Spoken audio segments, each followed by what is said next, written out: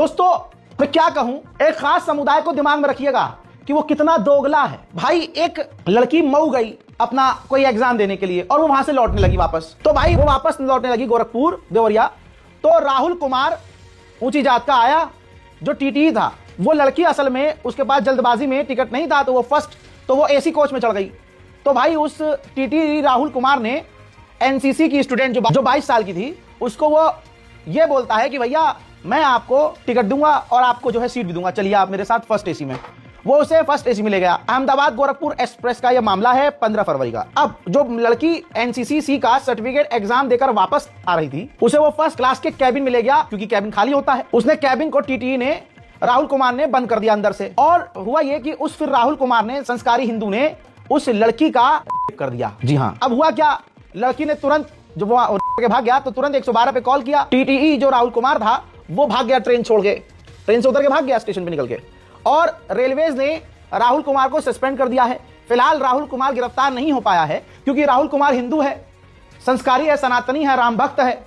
अब पुलिस का बयान सुनिए। अहमदाबाद गोरखपुर एक्सप्रेस में एक महिला जो मऊ रेलवे स्टेशन में सवार होती है, उसका टिकट नहीं था, उसने पुलिस रिक्वेस्ट किया हमारा टिकट बना दिया। तो उन्होंने उसको इसी फर्स्ट कोच में कहा कि ठीक है बैठो भी बना लेंगे। फिर बाद में इसी फर्स्ट कोच में गए और उसके साथ जो है अंदर से कुंडी बंद करके जो है अश्लील हरकत करने लगे। इस संबंध में जो है उसके द्वारा विरोध किया गया, तो महिला द्वारा एक तहरीर दी गई, इस संबंध में अभियोग पंजीकृत किया गया है, सारी विधिक कार्रवाई की जा रही है। अब वो एक बकलंड दल है, ये देखिए, इन चेहरों को आप पहचानते होंगे ना, किसी का मुंह टट्टी जैसा, किसी का मुंह लुल्लू जैसा, किसी का मुंह नूनू जैसा, किसी का मुंह आंट जैसा। ध्यान से देखिए, हैं ये सारे टिकटॉक ये थे। आज ये बकलंड दल जो बना के घूम रहे हैं, बस मुसलमान कोई सही नहीं टकरा रहा इन्हें। कोई मुसलमानों में दीपक कुमार नहीं है यार, बस ये है। वरना जिस दिन ये हत्ते सही आदमी के चढ़ गए तो इनको ऐसा कानून सिखाएंगे कि इनकी रूह कांप जाएगी। बहरहाल इस बकलंड दल से मैं पूछना चाहता हूं, अबे इस पर ये तुम स्क्रिप्टेड वीडियो बनाते हो कि ये देखो मुल्ले ने हमारी बहन के साथ ये कर दिया वो कर दिया, ये जो चलती ट्रेन के अंदर तुम्हारे राहुल, तुम्हारी जात के व्यक्ति ने, तुम्हारे भाई ने एक लड़की की इज्जत लूटी, तुम्हारे पिछवाड़े के किसी भी छेद में, तुम्हारे पास 5-6 छेद होते हैं ना, तुम्हारा बिजनेस है ये, तो बताओ दम है कि तुम इस पर बोलो? नहीं बोलोगे, क्योंकि हिंदू है ना, क्योंकि तुम भी वही हो। तुम्हारी भी वक्त आने पे पोल खुलेगी तो तुम खुद निकलोगे। अभी तो सबसे ज्यादा मजा एक्स दे रहा है, जहां भी कुछ भी झूठ मोदी का कोई समर्थक पोस्ट कर देता है, कोई लाइन लिख देता है तो तुरंत फैक्ट चेक कर देता है। ट्विटर ऐसा जलील कर रहा है ट्विटर कि मैं आपको बता नहीं सकता। भैया एक लौड़े ने, भुजियम ने, हर्ष संघवी जिसके नाम में ही संघ है, कहता है मैन ऑन अ मिशन। जी हाँ, वो पैदल चल रहा है पुल पर और उनको मिशन दिख रहा है। तो नीचे जो है ट्विटर ने तेल लगाकर ले ली इनकी, अच्छे से लिख दिया कि मोदी जो है एक बड़े मिशन पर है देश को तबाह करने के लिए। मोदी ने भारतीयों को टुकड़े टुकड़े में बांट दिया है धर्म के नाम पर, सिर्फ पावर में रहने के लिए।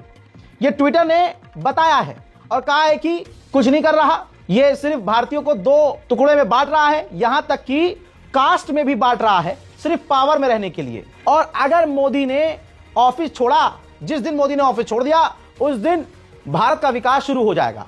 ये मैं नहीं कह रहा हूं, ना कोई नेता कहना है, ना राहुल गांधी कह रहा है, जो कह रहा है ट्विटर कह रहा है। दोस्तों बकलंड दल पूरे देश भर में नए नए चेहरों के साथ बढ़ रहे हैं।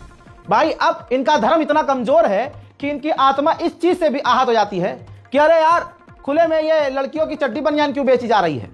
उत्तर प्रदेश का मामला बताया जा रहा है जिसमें 2-3 बकलंड दल के सदस्य यहां से लेकर यहां तक का तिलक खींचे मुंह पर, और दिख रहा है कि न मुंह इनके तिलक से मैच हो रहा है, न तिलक इनके मुंह का मैच हो रहा है।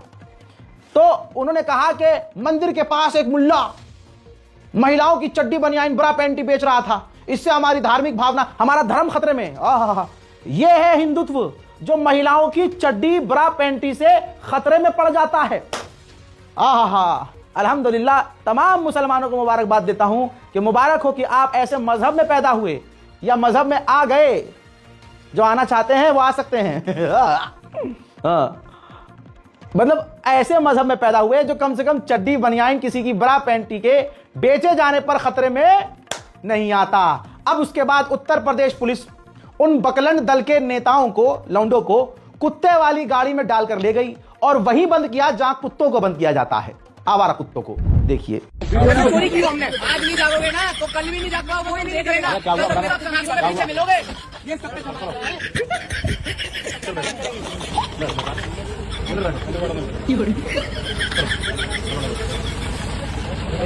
इधर ही बैठे तुम भाई, तुम इधर बैठे यार। जय श्री राम भैया।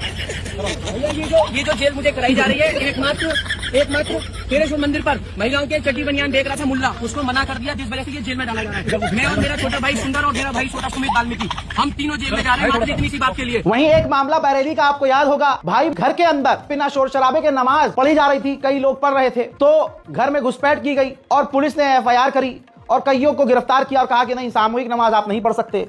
आप देख रहे हैं, इस्लाम को किसी से डर नहीं है, लेकिन उनको, उनके मजहब को हर चीज से डर है।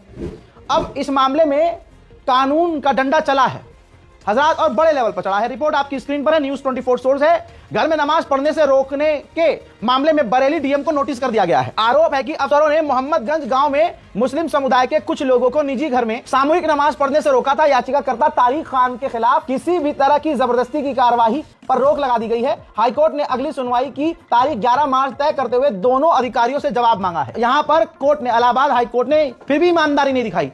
होना यह चाहिए था कि इलाहाबाद हाईकोर्ट को तुरंत DM को सस्पेंड करना चाहिए था, जुर्माना लगाना चाहिए था और आगे आदेश देना चाहिए था कि इस तरह का काम ना हो। सोचिए ऐसे अधिकारी कितने कुत्ते और दोगले हैं, कितना हरामीपन है कि खुद तो कावड़ियों के मुंह पर ये फूल फेंकते हैं और मुसलमान अपने घर में नमाज पढ़ता है तो इनके चूतड़ फट जाते हैं। भाई साहब, ये है औकात इनकी। 2014 के बाद से मुसलमानों पर जितने केस किए जाते हैं 99% झूठे होते हैं, क्योंकि सरकार ने कानून ऐसे बना दिए हैं कि उनका इस्तेमाल हिंदू मुसलमानों को बर्बाद करने के लिए, फंसाने के लिए कर सकें। अब मुरादाबाद का एक CCTV फुटेज है जिसकी वजह से अगर ये कैमरा ना होता तो आज एक मुसलमान पूरी तरह से बर्बाद हो चुका था।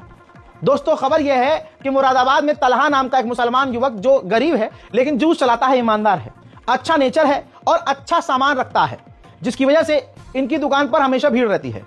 पड़ोस के दुकानदार को यह पसंद नहीं आया तो साजिश रच डाली। उसने सफाई कर्मियों को पैसे खिलाए और तलहा की दुकान के सामने डस्टबिन में रखा कचरा फैलवा दिया। फिर स्वच्छ भारत मिशन के तहत गंदगी फैलाने के आरोप लगाए गए। नगर निगम के अफसरों ने नोटिस जारी कर तलहा मियां पर केस करने की धमकी दी और दुकान खाली करवाने का दबाव डालना शुरू कर दिया, मगर तलहा ने दुकान खाली नहीं की। मामला पुलिस तक पहुंच गया। पुलिस ने CCTV खंगाला तो साजिश का राजपाश हुआ। मुरादाबाद SP सिटी ने तलहा से कहा है कि भाई घबराना मत, बेवजह उत्पीड़न नहीं होने दूंगा।